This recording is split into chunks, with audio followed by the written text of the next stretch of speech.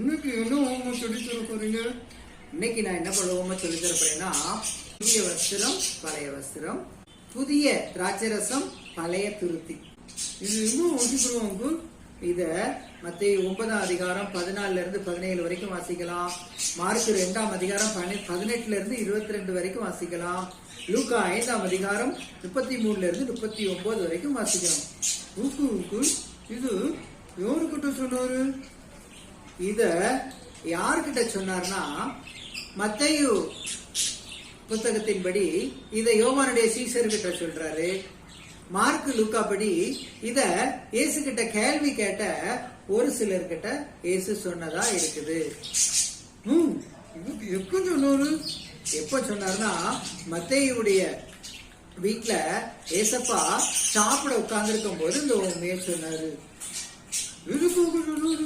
எதுக்கு சொன்னார்னா, இந்த மக்கள் ஏன் உங்க சீஷர்கள் உபவாசிக்கவே மாட்டேங்கிறாங்க, நாங்களும் மற்ற யோவானுடைய சீஷர்களும் நல்லா உபவாசிக்கிறோம், ஆனா உங்களுடைய சீஷர்கள் ஏன் உபவாசிக்கவே மாட்டேங்காங்கன்னு சொல்லி கேட்ட போது ஏசு சொன்னாரு, மணவாளன் அவர்களோடு இருக்கும்போது மணவாளனுடைய தோழர்கள் உபவாசிப்பாங்களா?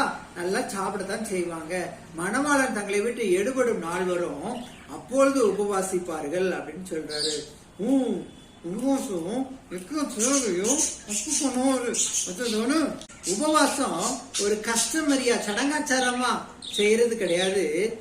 உபவாசம் எப்பமெல்லாம் நம்ம இருதயம் தேவைன்னு தோணுதோ அப்பமெல்லாம் பண்றது. எதுக்கு இந்த ஊழிய சொன்னாரு? இந்த ஓமை எதுக்கு சொன்னார்னா, அவங்க எல்லாரும் உபவாசிப்பாங்க, அந்த அப்படியே பாரம்பரியத்தை அப்படியே கடைபிடிச்சிட்டு வந்தாங்க. புதிய வஸ்திரத்தை பழைய வஸ்திரத்தோடு சேர்த்து என்ன செய்யக்கூடாது, தைக்க கூடாது. தைச்சா அந்த பழைய வஸ்திரத்தை புதிய வஸ்திரம் இன்னும் கிளிய வச்சிரும். அதே மாதிரி புதிய ரசத்தை, புதிய திராட்சை ரசத்தை பழைய துருத்தியில என்ன செய்யக்கூடாது, ஊத்தக்கூடாது. ஏன்னா பழைய துருத்தி ஏற்கனவே விரிஞ்சி எக்ஸ்பேண்ட் ஆயிருக்கும். அதுல புதிய திராட்சை ரசத்தை ஊத்தும் போது அது திராட்சை ரசம் ஃபெர்மெண்ட் ஆகும்போது அது எக்ஸ்பேண்ட் ஆகும், அந்த துருத்தி கிழிஞ்சு போயிடும், அந்த ரசமும் சிந்தி போயிடும் அப்படின்னு சொன்னாரு. இதுக்கு என்ன அர்த்தம்? இதுக்கு என்ன அர்த்தம்னா, பழைய துணி கிழிஞ்சிடக்கூடாதுங்கிறதுலயும் பழைய துருத்தி உடைஞ்சிடக்கூடாதுங்கிறதுலயும் ரொம்ப கவனமா இருக்கிறாரு. அதாவது புதிய ரசம், புதிய வஸ்திரம், அதாவது புதிய கற்பனைகள் பழைய கற்பனைகளை தகர்த்து போடுவதற்கோ அல்லது அதற்கு எதிராக நின்று அதை உடைத்து போடுவதற்கோ கிடையாது.